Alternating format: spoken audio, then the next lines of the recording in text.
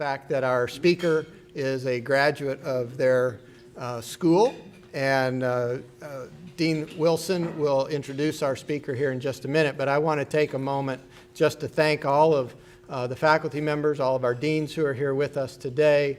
Obviously, the work that you do is on display in the young lady that is here talking to us. And so we thank you for what you do. We thank you for the investment you make. And you have every right to be very, very proud today of Jaha and her accomplishments. So I want to thank Liz Wilson, the Dean of the School of Business, who really made this happen for us today, did all the work for bringing Jaha to campus. And I thank her for her leadership in this, and I invite her to come and introduce our speaker.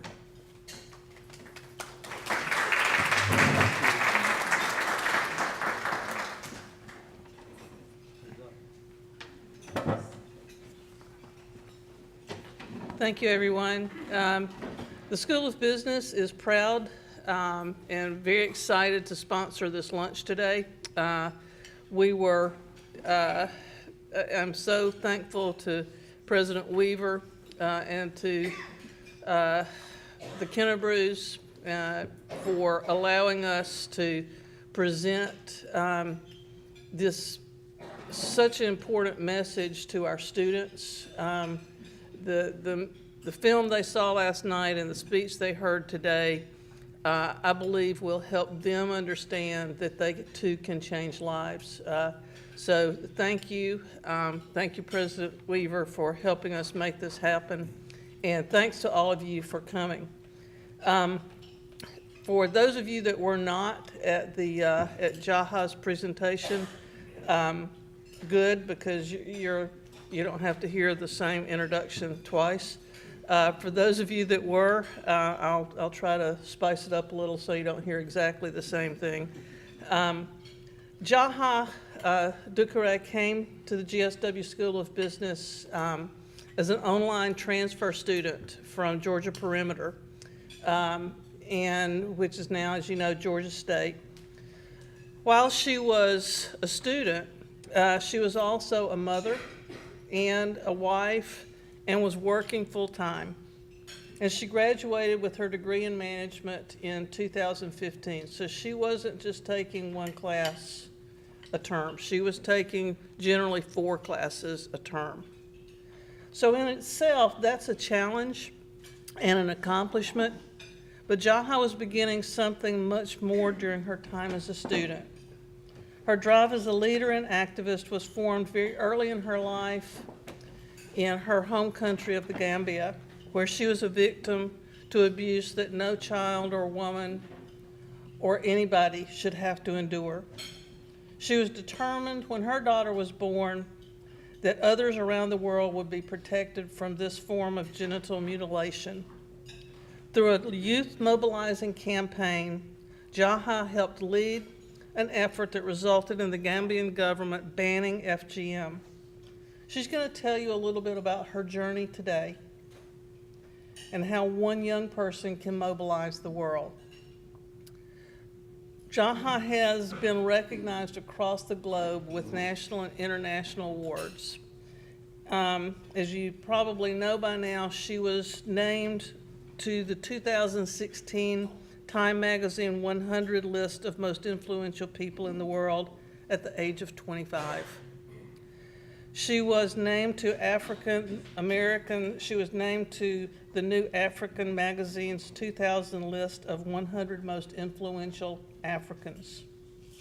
She received the Humanitarian of the Year award at the African Diaspora Awards in 2017.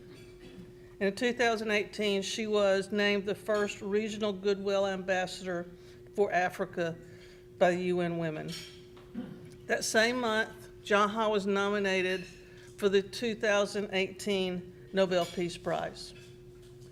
As we have discussed, she will find out Friday whether she is the winner or not. And I know you all join me in wishing her well. And we will be, I know she's anxious about it. We talked about it on the way here. And what a remarkable recognition of a remarkable woman, and our best wishes are with you in that.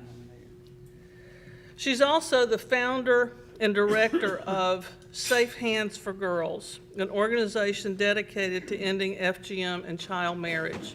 And as I understand it, Jaha, you now have chapters or branches in or offices in 3 different countries.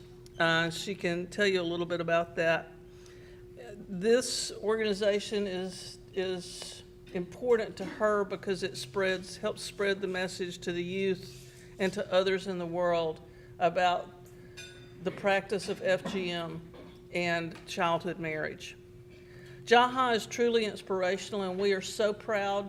I told her, I got a little emotional as she was talking. Those of us that are teachers know that we always get kind of that feeling when we see our students graduate, that we always have that sense of pride as seeing our chicks leave the nest, so to speak.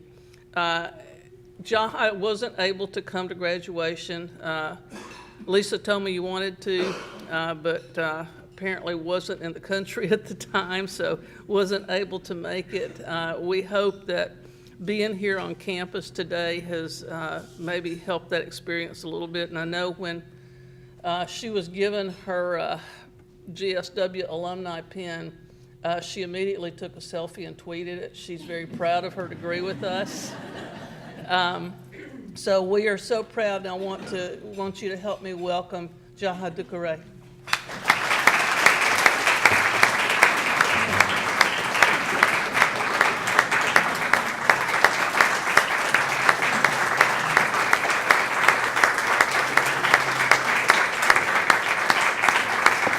Thank you. Thank you so much, Dr. Liz, for that amazing introduction.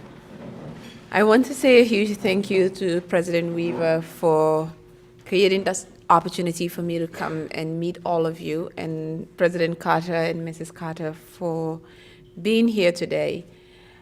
I've always looked up to President Carter, and he gave me a book that I bought when it first came out. I think he's the first American president to ever talk about the issue of female genital mutilation. It wasn't fashionable for people in the West to talk about this issue or even care about it. And today, during my discussions with President Carter, or even before I met him, I knew that he spent time in Senegal working with Tostan, an organization that was founded by a woman called Marley Milchin that has been working on this issue for decades now. So as a young woman who has experienced this practice, as someone who is from a practicing community, and someone that champions the voices of those that can't speak about this issue, I want to say thank you from the bottom of my heart, because what you did, you didn't have to do that, so thank you. And to talk a little bit about myself and how I ended up in Georgia. I was born in the Gambia, and when I was 1 week old, I went through female genital mutilation. At the age of 15, 3 months after my mother passed away, I was sent to New York to get married to a guy that was 3 times older than I was. And I was forced to get married, and I ran away after 2 months of being in a pretty bad abusive situation. And after I ran away, I was able to enroll myself in college, not in college, in high school. I went to a lot of schools in New York to try to get them to enroll me, and none of them will, because I didn't have a legal guardian at the time. And eventually, I remember going to the school that ended up enrolling me, and when they told me they couldn't accept me because I didn't have a parent with me, I started crying. And the principal came in and gave me an opportunity to go to school there. So I graduated high school. But in between the time that I was in school in New York, I went through a lot. I would work at night, and then I would wake up in the morning and go to school. And right after school, I would do the same thing. And sometimes I would sleep in the trains, because when I get off work at 1 a.m., by the time I get to my stop, I would have already fallen asleep. So I'll wake up in the morning and realize that I've spent the night in train stations. So after I graduated high school, I knew that there was no way I could continue living like that. So, and the only way I knew how to get out of the situation that I was in was to get married again. So at the age of 17, I ended up remarrying and I moved to Atlanta.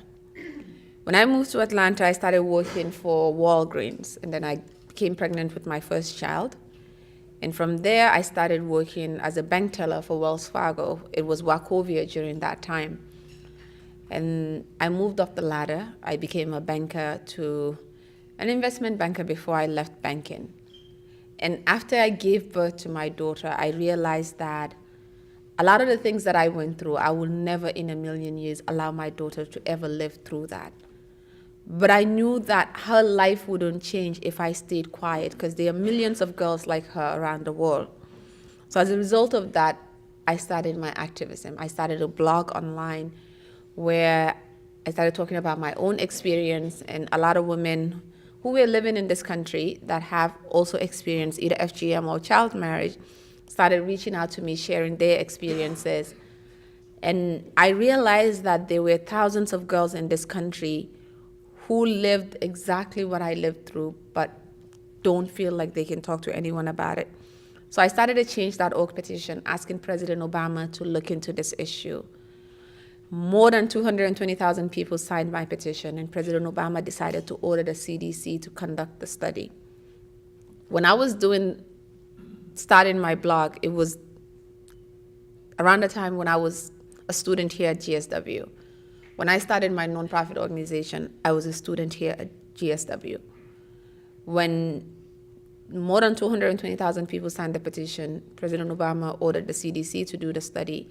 And the CDC found that more than 500,000 girls in this country are at risk of going through FGM. With the success of what we did in the US, we were also able to push for the Girls Protection Act, which made it illegal to take a girl out of the United States to another country for the purpose of FGM. So with us being able to get that law and working very closely with Senator Harry Reid and various members of the US Congress and Senate, I decided that I wanted to go back to the Gambia where I was born and see if I can change laws and minds there.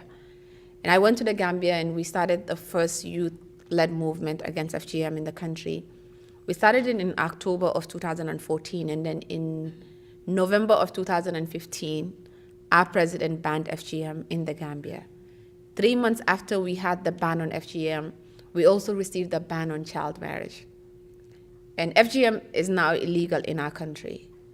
But I didn't start out this work knowing that I will be successful at what I was doing. I didn't start out knowing that anyone in the world will ever know who my name is, or I would be named as one of the most influential people in the world, or even be nominated for the Nobel Peace Prize.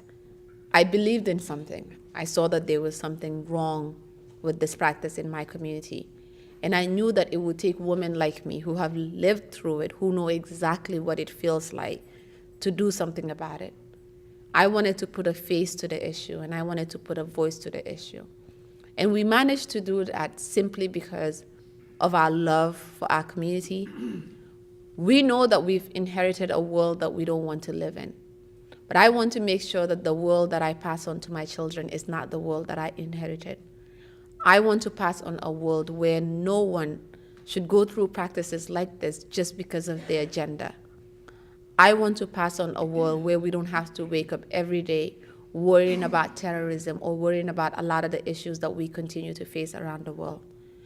I want to leave behind a more peaceful world. I want to leave behind a more just world, a more equal world. So that's why, and being at GSW helped me become practical with my work. Because, I mean, we were talking about this on our way here, because Lisa was wondering why I didn't know where my university was, and I was using the GPS. And I told her it's because I never actually went to campus. So, and then she remembered all the times that when we were in the field doing our work, and I was constantly looking for internet. So sometimes you will find me in the middle of the night because of the time difference, taking exams or reading notes and trying to figure out where I'll find the best internet, or going around asking people if I can borrow their internet so I can do my exam or see what test was coming up. But it actually allowed me to use what I was learning here into my everyday work. Because of what I learned I think I'm one of the best people when it comes to budgets. And I was telling Ms. Liz about that when I came in this morning, because I was asking for one of my professors, Troy Sullivan, who I took a statistics class with him, and I will always remember that. I had an A+ in that class. And because of him, I know all the formulas in Excel. I'm able to create graphs in Excel. I'm able to do magic stuff with budgets that everyone in my team, when they need a budget, they come to me because they know that I can turn it around as fast as anyone can. So it helped me. It helped me as I was learning things, I was applying them. And because of that, I'm not one of those people that graduated and forgot about everything that they learned, because mine was actually useful to my work. It was useful to sustaining my organization. I mean, we're a bunch of kids that are running one of the biggest international NGOs when it comes to the issue of female genital mutilation, and we are all under the age of 30. We had no idea what we were doing when we started out, but somehow we pulled through. So I want to say a huge thank you to GSW for the opportunity that it created for me. I'm the first girl in my family to graduate high school, and now I can proudly say that I have my bachelor's degrees and I also have my master's degree. America gave me a place to call home. It gave me an opportunity to do a lot of what I do. When I moved to this country, I was 15. But this country allowed me to think for myself, to be brave, to know that I shouldn't be different because I'm a woman, and I shouldn't be afraid of anything.